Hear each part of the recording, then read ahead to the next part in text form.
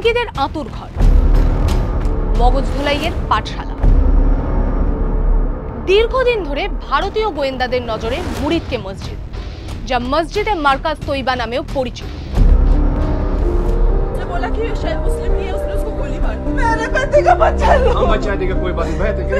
The resistance front বা TRF Pahalgaon হামলার দায় স্বীকার করে। পরে অস্বীকার করলেও জঙ্গি হামলার ঘটনায় হাত ধুয়ে ফেলতে পারেনি, কারণ হামলার নেপথ্যে পাক জঙ্গি গোষ্ঠী লস্করে তৈবা, টিআরএফ যার ছায়া সংগঠন। আর এই টিআরএফ এর মতো ছায়া সংগঠনগুলিকে সন্ত্রাসবাদী আদর্শে দীক্ষিত করাই ছিল লস্করের একমাত্র লক্ষ্য। ঠিক এখানেই এসে পড়ে মসজিদে মার্কাজ তৈবার নাম, যে প্রতিষ্ঠান সীমান্তের ওপার থেকে পরিকাঠামো এবং প্রযুক্তিগত সাহায্য করত জঙ্গিদের। মাথায় হাফিজ সঈদ, মৌলানা মাসুদ আজহার, ভারতে পাক মদতপুষ্ট একাধিক নাশকতার দুই মাস্টারমাইন্ড। মুরিদকে মসজিদ জামাত উদ দাওয়ারও কেন্দ্রীয় ঘাঁটি।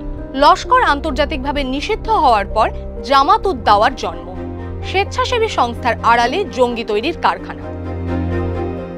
মার্কাজ তৈবা 2000 সালে প্রতিষ্ঠিত হয়, লস্করের সবচেয়ে গুরুত্বপূর্ণ প্রশিক্ষণ কেন্দ্র হয়ে ওঠে। ঠিকানা পাঞ্জাবের শেখুপুরা। কেন্দ্রটি প্রায় 82 একর জমি জুড়ে বিস্তৃত। ভারত পাক আন্তর্জাতিক সীমান্ত থেকে 18 থেকে 25 কিলোমিটার দূরে অবস্থিত জঙ্গি শিবিরটি। এই ঘাঁটিতেই প্রশিক্ষিত হয় 2008 সালের মুম্বাই হামলার জঙ্গিরা। 26/11 হামলায় জড়িত আজমল কাশাপ এবং ষড়যন্ত্রকারী ডেভিড কোলম্যান হেডলি এখানেই প্রশিক্ষণ পেয়েছিলেন। শোনা যায় মার্কাজ তৈবা কমপ্লেক্সের মধ্যে মসজিদ ও গেস্ট হাউস নির্মাণের জন্য ওসামা বিন লাদেন 1 কোটি টাকা বরাদ্দ করেছিলেন। প্রতি বছর প্রায় 1000 শিক্ষার্থীকে প্রশিক্ষণ দেওয়া হতো এখানে। আমার এই ড্রেসগুলো চাই, ডিসকাউন্টও দিচ্ছে। এই গরমে সারাটা দিন যদি ফ্যান চলে, যা ডিসকাউন্ট পাবে সবই ইলেকট্রিক বিলের পেটে যাবে।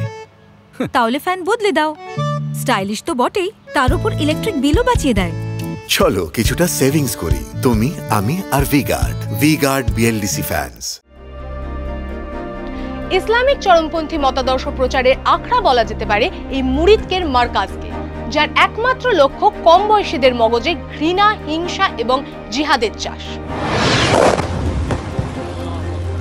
7 মে মধ্যরাতে পাকিস্তান এবং পাক অধিকৃত কাশ্মীরে থাকা জঙ্গি ঘাঁটিগুলির মধ্যে 9টি জঙ্গি ঘাঁটি গুড়িয়ে দেয় ভারত, যার মধ্যে অন্যতম নিশানা ছিল এই মুরিদকে মসজিদ।